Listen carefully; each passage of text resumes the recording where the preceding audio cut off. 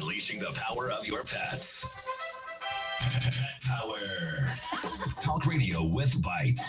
We're Pet Life Radio, the #1 pet radio network. Let's talk pets.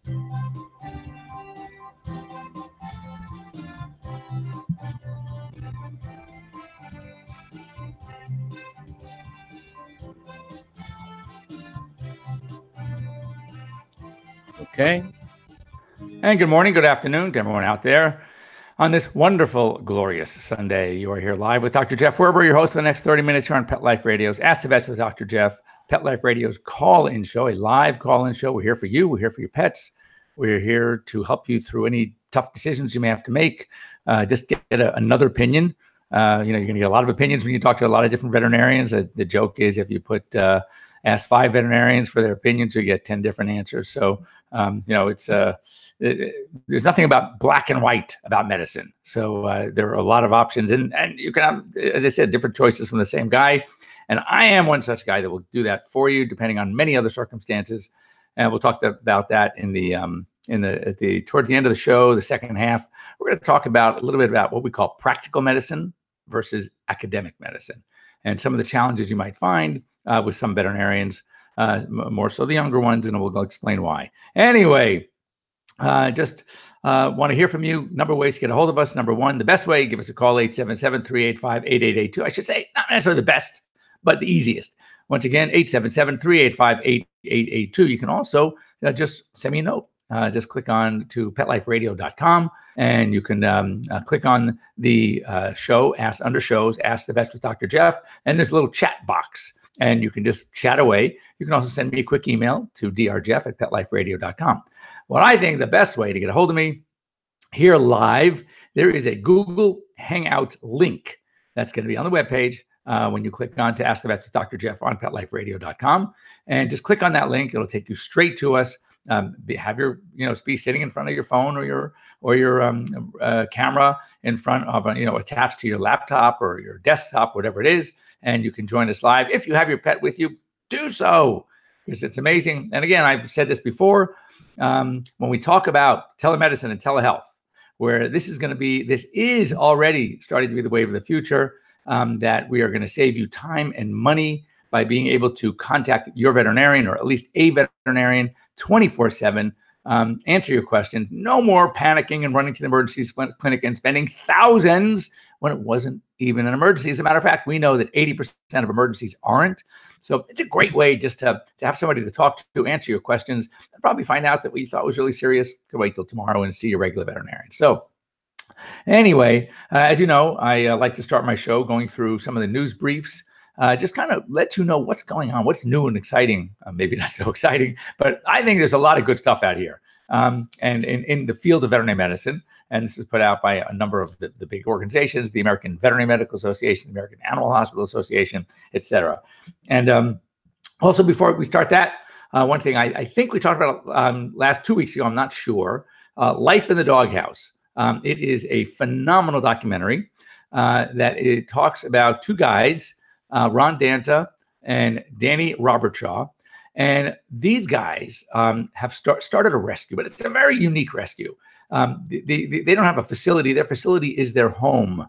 And they have had as high as 80-something dogs at any one time. But mostly it's in the 70s. And they've adopted out over 11,000 animals in the last 15 years. I mean, it's just amazing. So look for the Life in the Doghouse. It is a documentary. I was privileged enough to be able to see it a couple of weeks ago when they had their premiere here in Los Angeles, and met these guys. I'm gonna have them a guest on the show too. We're gonna have them on the show. Their schedule is so erratic with all the traveling they do. They're both also horsemen, so they go to a lot of the horse shows. Ron is a trainer, and he used to actually competitively ride hunter jumpers. So it's really, really a phenomenal documentary. A lot of fun, some tears, but no, it was really, really worth seeing, and I would highly, highly recommend you look for it. So one thing I saw that I was actually very pleased, because it's something that I'm sure I've never been able to understand it. Growing up here in the United States, I'm sure many of you have had the same issues. And you know what's happening in China with Yulin and the dog trade for meat, etc. Well, this is good. And it's a start. It's a start. Vietnam officials call for an end to companion animal consumption. Public health officials are urging people to stop eating dogs and cat meat. The practice, they say, tarnishes the public perceptions in Hanoi, and basically it's putting people at risk as well for things like, leptospirosis, rabies, and other zoonotic diseases. So, this is the first of the countries that do have this practice of eating meat from dogs and cats, and not just eating it. It's the way the animals are tortured. And there's some ridiculous feeling that the meat is more tender when they're all stressed out, when they die. Like, that's going to make a huge difference. It blows my mind, but it's going on. It's a horrendous practice. And as I said, it's not, the culture is obviously it's a different culture. And they may look at us, India, where they don't eat cows. I mean, they look at us eating beef as terrible, but at least the animal is respected. It's slaughtered properly. And that we and the animal welfare community gets on anyone when they find out that this is not practiced properly. But to torture them, that's inexcusable. And anyway, so I hats off to Vietnam. And I hope it passes, and I hope they do some good. And then hopefully we'll be able to see in months to come, probably won't, but years to come, where this practice is ablated from everywhere. Canine influenza, we've been hearing a lot about it. Years ago we had the H3N8, now the H3N2. And it is, look, the recommendation is don't panic about it. Know it's out there. Look for signs of respiratory infection. Maybe signs of respiratory infection aren't actually responding well to just antibiotics, or it's a little worse than just an infectious tracheobronchitis, aka kennel cough. So talk to your veterinarian. Interestingly, here in Los Angeles, a lot of facilities that do daycare, do boarding, do grooming are actually now requiring it's a bivalent vaccine, meaning it'll attack both. It'll protect against H3N8 and H3N2. But most dogs recover with just supportive care. Have there been deaths associated with it? Yes, but it's not really common. So, I don't want you going out and panicking about it, but certainly know that if you are in an area and you're hearing a lot of reports, or your veterinarian is talking about it and tells you that we've seen a lot of cases and you should add on the vaccine, it's not that expensive. And just for your pet's own protection, especially if it is the kind of pet where you frequent places like the dog park or the doggy daycare facility, or you travel a lot and you board your dog a lot. Whatever the case may be, it might be a good idea to go ahead and do that as well. Speaking of leptospirosis risks basically rise in floodwater areas. For example, Wisconsin has just had some major flooding, and their finding is that with standing water, lepto sort of increases because it is shed by usually wild rodents. And if they urinate or defecate in these little ponds, and then your dogs go to drink it, or not that you're drinking it like specifically, but you've touched the water, your dog is in it, you're cleaning its feet, and then you put your fingers in your mouth, you can get lepto too. It affects liver and kidneys. It's a very, very serious bacterium. And so anyway, if you, again, are in such an area, speak to your veterinarian, and if they are recommending the leptospirosis vaccine. Now, for us here in California, in Southern California, at least my practice is that I don't routinely vaccinate against lepto. I consider leptospirosis a lifestyle vaccine. And when I have clients who take their dogs a lot hiking in the mountains where there are streams and there's a lot of freestanding water and ponds, then yes, I advise leptospirosis. It just happens to be the reason why I'm not recommending for everybody. First of all, as I'm sure you know, if you listen to my show, I'm not a big fan of just vaccinating for the sake of vaccine. Vaccines are critical, very important, but it has to be a disease that they're going to be subjected to. And, as I said, here in California, we don't have to vaccinate cats for rabies. So if I have indoor-only cats and I have 6 and they're indoor-only, I do not vaccinate them against rabies. Why add another vaccine, another potential for vaccine reaction? Or as we talked about last time in the show, a FISS, the feline, it's a vaccine-induced sarcoma. All right, so it's an injection site sarcoma, FISS, and this is also something that why just add one more? Well, it turns out that lepto, it's effective. It is a safe vaccine to have if your dog is going to be subjected to the potential of contracting the disease. But it's a vaccine that we see reactions to sometimes. So I'm not going to do it just for the sake of doing it, because it's got to have a good reason.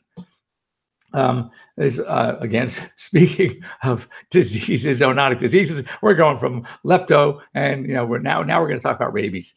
There were 2 bats, and if you don't know, I'll tell you now. Bats are major carriers of rabies, and they were dropped off at University of Minnesota Veterinary School at the medical center, and left there. Some lady came in, she checked in, just didn't finish signing anything, and all of a sudden she just left the carry with the bats and walked out. They don't know where she is, but both bats had rabies. So they're trying to find out, did these bats bite anybody? Did they bite another animal? What's going on? Where'd they come from? Because wherever these 2 came, wherever she found these, there are probably a lot more. And she is MIA. She's missing. So anyway, if you are in one such area, or you have had exposure to bats, if you can't find the bat or bats that you are exposed to where they could be tested for rabies, then you should talk to your veterinarian, talk to public health officials.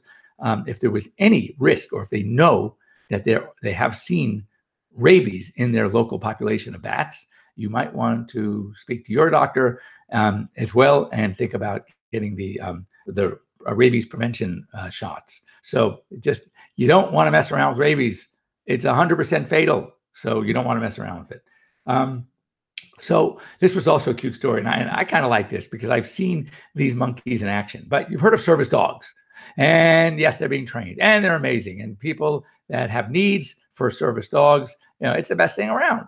But now you can actually get a service monkey. There are monkeys, these capuchin monkeys, that are trained to do the basic things like these service dogs do. They can turn on and off lights. They can open the refrigerator door. They can grab you things off. They can pick up the telephone for you.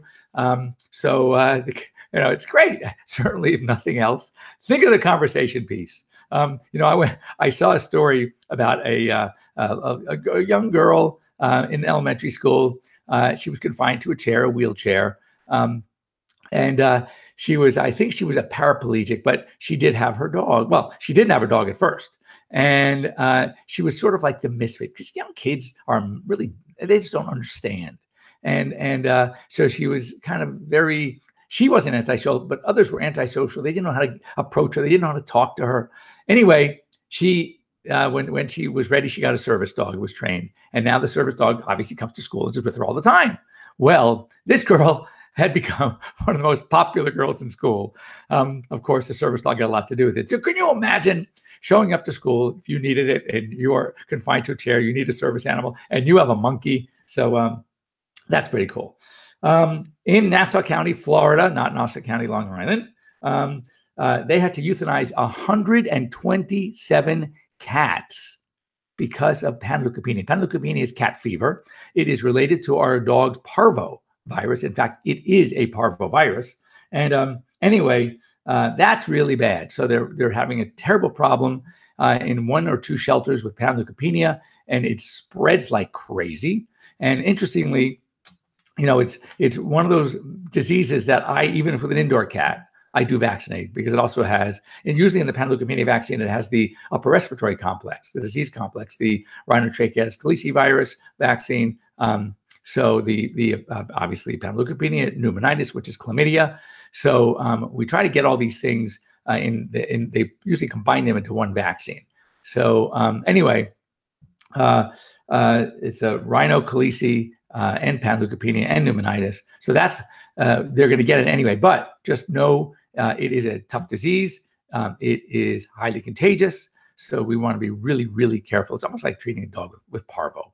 So that's really sad that these kittens have to be euthanized. Also, just an alert, and we'll go this as we go into our break, is that there are many types of skin growths and masses that you might see on your pet. And many are benign, but there are also many that aren't benign. And it's not something that you could tell just by looking. So just the word of wisdom that if you find any mass, any growth, anything on your pet's skin or under the skin where you can actually feel it, you may not just see it, but you feel it under the skin, have your pet checked out by your veterinarian. Because if it is something like a lipoma, a little fatty tumor, they're usually benign, you can leave it alone. If it's a wart, you can wait until the next anesthesia when they're getting their teeth done or something, and then take it off at that time. I'm one of these guys. I don't like to just take off for the sake of it, but if I have an excuse to knock a dog down for something more important while they're under anesthesia, I will take care of the other things well. But it could be like a mast cell, all right? And we do. It could be like a melanoma. There are other types of tumors, skin tumors that dogs can get that are more serious and need to be addressed. So again, take your dogs for any kind of lump, bump, take them to your veterinarian and have the dog checked out. And then this also, last one, blew my mind. It still happens. I can't believe it still happens. But in Wisconsin, northern Wisconsin, the officials seized 1,300 dogs and roosters from an organized fighting operation. They actually went to raid this guy because of methamphetamines, and they heard they got a tip that he was, dealing in drugs. P.S. They find 1,300 dogs and roosters, battered, beaten up, horrendous conditions. And you would think, it just blows my mind that it's happening. In order for it to happen, it's kind of like watching these ridiculous shows on TV. The fact that we pay attention to them, the fact that people are watching this crap is why this crap is still on. Trust me, if nobody watched some of these shows that are on, they wouldn't be on anymore.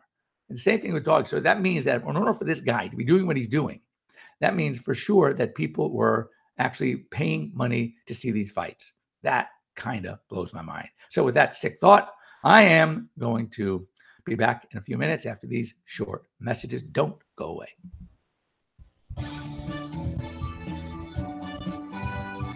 We'll be right back, right after these messages. Stay tuned. What if you could protect the life of your cat with something so simple and affordable that you already use every day? Get ready for the evolution of kitty litter. It's Pretty Litter.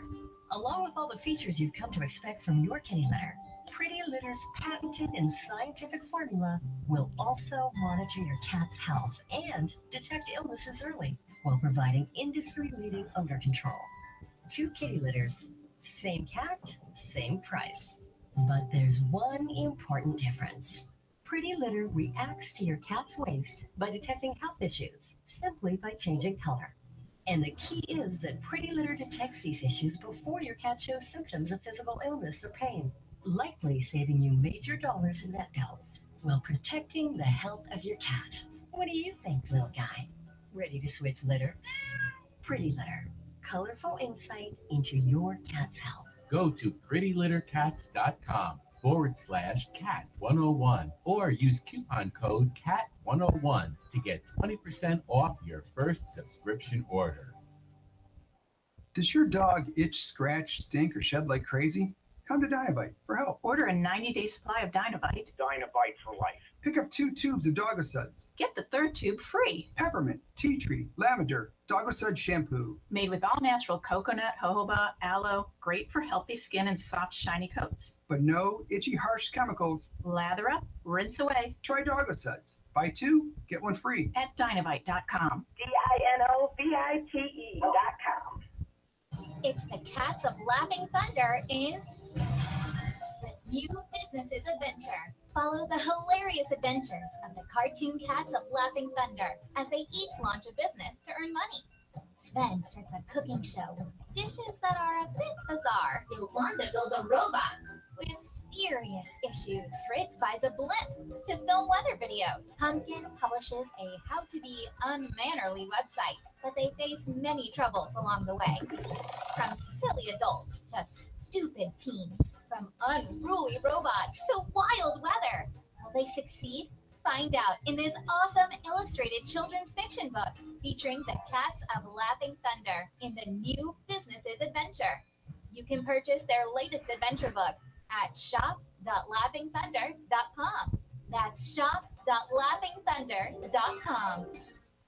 Hey everyone, this is Michelle Byrne, host of Best Bets for Pets on Pet Life Radio. I just wanted to tell you about my new discovery for Mr. Z, the Super Chewer Bark Box. It contains Super Chewer products that are perfect for super chewers like Mr. Zeusy. The assortment comes with 2 tough toys, 2 meaty chews, and 2 full bags of treats. And the treats are always all natural, made in the USA or Canada, no wheat, soy, or corn, and it's an unbelievable value. Now, I'm going to save you some money. I have a special for you. When you place a 6-month or 12-month subscription, use the code PetLifeRadio. For a limited time, you'll get 50% off your first month of Super Chewer on a 6 or 12-month plan. Just visit superchewer.com/PetLifeRadio. Put the code PetLifeRadio at checkout, and you'll save 50% off your first month.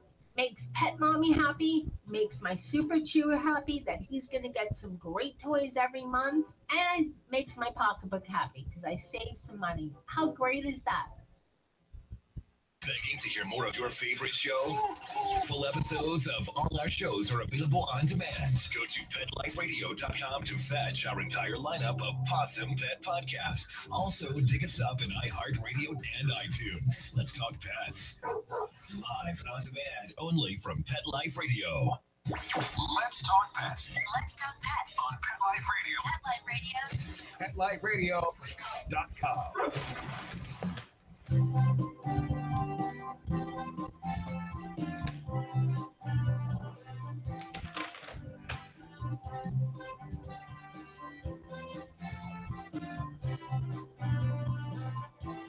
Okay. And welcome back. You're live with Dr. Jeff Werber here on Pet Life Radio's Ask the Vets with Dr. Jeff. You want to get a hold of me? Do so. Call me 877-385-8882 or click on PetLifeRadio.com. Go on to the Ask the Vets with Dr. Jeff tab. Scroll down to the link that was left there for you. It's a Google Hangouts link, and you can join us live here right now with your pets and talk to us, ask any questions, etc. And of course, you can also drop me a note. There's a little, when you go on to the Ask the Vets with Dr. Jeff tab, you will see a group chat box, and you can just type away, and we will get a chance to chat. Also, if you want to get a hold of me, if there's any subject matter, if you're dealing with something with one of your pets that you just like some more information, something that you may not understand well, that you're left with some sort of big decision to make, and just drop me a note, Dr. Jeff, Dr. Jeff at PetLifeRadio.com. So in the intro of the show, we talked about something that often I deal with all the time, and it is what we call the practice of practical medicine versus academic medicine. And what we see often, and I understand it. I understand it. When you think of a young veterinary student and they are getting most of their experience, which is very little, at their teaching hospital. And most of the veterinary schools in the country have a hospital they're associated with. And when you think about what kind of cases are going to end up at a university teaching hospital, we're talking really challenging, difficult cases. And probably living in areas where there aren't many, unlike Los Angeles, where we have a zillion internal medicine specialists and ophthalmologists and neurologists and surgeons. But in many parts of the country, the closest specialty area is the teaching hospital. So it's gotten a little bit better now, and I'll explain why in a second. But so what types of cases are many of the students exposed to? Only sometimes exposed to, and those are these very, very, very difficult, challenging cases. So when they get into practice, and of course, when you have these challenging cases and you're at a teaching hospital, all these fancy tests are being run, and they're going to be doing tons of blood work all the time, and tests that we normally wouldn't have to test for. They're going to do CTs and MRIs and bone scans and contrast radiography and all these things. And right away, the students are getting out thinking, oh my God, this is what we have to do. Or specialists that are there, that's the way they practice. So they get there, they do their internships, they do their residencies, they're at a teaching hospital, they're getting these amazing skills and there's amazing knowledge in that one discipline. So they have their blinders on because that's what they know. They know their discipline, they know it very well. And what their goal is to save the world in that discipline. Whatever it takes, whatever needs to be done, that's what and they have the skills to do it and they have the knowledge to do it. But that's what I call academic medicine. And I see this all too often in practice. And quite frankly, in many cases, I tried to depart from academic medicine. And look, as a general practitioner, most GPs, we, the way I would describe myself is a jack of all trades, master of none. I can probably 80% in most disciplines, I can do my own, and the above 20%, that really top notch, I'll refer to one of the specialists. However, my slant, my take on a case is often different. Most GPs have a different take because why? We have a more holistic approach. I don't mean like naturopathy, holistic. I mean that we look at the whole scenario. We look at not just the disease and this patient and what we can do now. We evaluate the body condition. We evaluate the age of the pet. How long would it take to get to the point of having a comfortable life for this dog or cat, right? And at what expense? And are we going to ever get there if the pet is already much older? And quality of life. It's not, we know that we might be able to save them, but at what cost? I don't mean the financial cost necessarily. I mean the emotional cost to you. I mean the cost to the pet, the physical costs. Are we going to make them miserable just to save 3 months, right? So I think it's very important that yes, when your doctor, see if you ask your GP who's been there, done that, who hopefully has years of experience and has acquired a certain degree of wisdom. And trust me, I've made mistakes of my own pet and before, and more than one. And after when all's said and done, and you know what's interesting, even something is cancer. And look, we've made miraculous advances when it comes to cancer. But there are some cancers that aren't beatable, period. They are not beatable no matter what. So you have to say to yourself, if I'm going to lose this battle, does it make a difference really if it's going to cost me $15,000 for an extra 3 months, 4 months, 5 months? If it does, if you have it and it truly won't affect your living, your lifestyle, and it will provide comfort at the same time to the pet, and then you choose to do it, absolutely go for it. But if you ask the questions that are important questions, number one, would you do this if it were your own pet? All right. How much is it going to cost? What's going to be during the course of treatment? How is my pet going to feel? If they're going to be vomiting? Are they going to still want to eat? Right. What's going to happen to their white blood cell count? Whatever the case may be. What's the recovery going to be after this surgery? Let's talk a simple one: bone cancer and amputation. All right. Or now let's say bone cancer. Why? Because bone cancer is 100% fatal. Ultimately, you can't beat it. Now, can you buy time? Absolutely.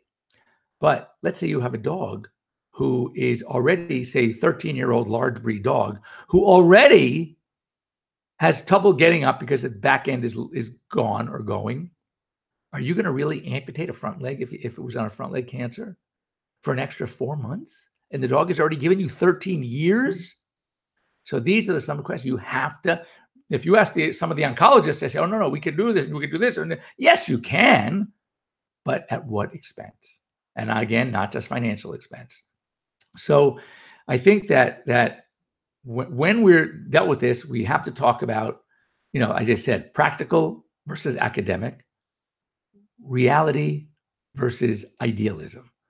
Yes, ideally, it would be a great thing to do, but realistically, I just don't know. I just don't know if it's the right thing to put a pet through. One of the cases I had this magnificent Oriental short hair cat. Name was Sushi. Been with us he was 14 and a half, and started going that we really never had a major answer, but he definitely had some kidney issues, old cats, but he was literally becoming skin and bone. And we sat there and we would have, we would treat, we would give him fluids, and he would have a rebound. And it would rebound, and oh my God, he started chowing his food down again, no vomiting. Oh my God, this is great. We finally got to where we need to go. And it would last a week, 10 days, and then he'd go down again. And at the end of the day, this was sort of my son's cat. My son grew up with this cat. And this killed me, that when we finally put him down, Brandon, my son, said to me, "Dad, we waited too long." And he was right. We did wait too long, and it was really, really painful. So I wanted to just keep this in mind. If you need a sounding board for something like this, and I deal with this all the time, you can get a hold of me, drjeff@petliferadio.com. And just to throw some things by, what's the condition? What's the disease? What are they telling you? How much is it going to cost? And ask the specialist. If everything is perfect, what's the best we can assume, what we can get? But don't just go with the best. What is the mean survival? What's the average? Because don't think that you are going to be lucky enough that your pet's going to have the best outcome possible. No. If you're going to make a decision like this, you want to know what's realistically, what's the mean survival? And what does it cost to get there? And what's the quality of life while we're trying to get there? And what's the low end? Maybe my pet's going to be one of the low ones. So a lot to think about. I know I'm leaving you on a downer, but I want, again, for me, yes, it's a downer emotionally, but my concern obviously really is the pets and what it's going to take. And that's why I always say to people, I can have two animals present to me with the exact same problem, same signal, meaning both, let's say a Labrador Retriever, both 5 years of age, and a specialist is going this way, and a GP is going to open up their eyes and look at the whole situation. And I might approach these two cases totally differently because of all the other factors, because of that holistic approach, and give clients choices and maybe not go for the best. They may not be able to afford the best, but if I'm really good, I can make the non-best, just the okay treatment work well in this case. So anyway, with that, thanks for joining me here on Pet Life Radio. Again, you can get a hold of me anytime. Just send me a little note to drjeff@petliferadio.com. And we will hopefully see you here next week. Same bat time, same bat channel here on Pet Life Radio's Ask the Vets. Once again, thanks to our producer, Mark Winter. Does a great job. He has to listen to me like this every week. That right there, I got to handle it to him. All right. Anyway, so have a good week, everybody. And for those of you, Wednesday, have a very solemn, special day. You know who you are. You know what I mean. All right. Take care, everyone. See you next week.